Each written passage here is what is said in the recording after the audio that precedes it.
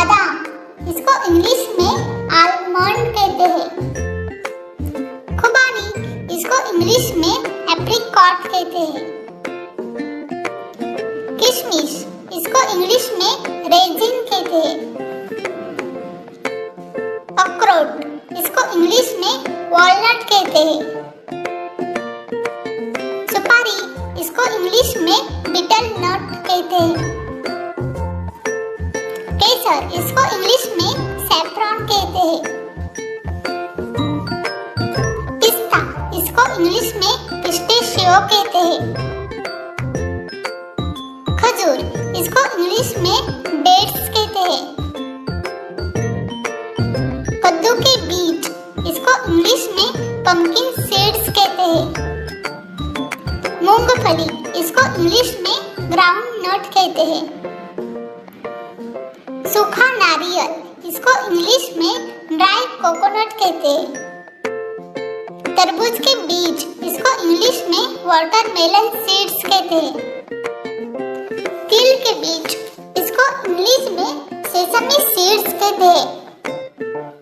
छुआरा, इसको इंग्लिश में डेट ड्राइड कहते हैं।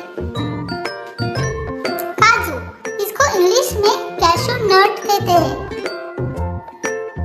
अंजीर, इसको इंग्लिश में ड्राइड फिग्स कहते हैं।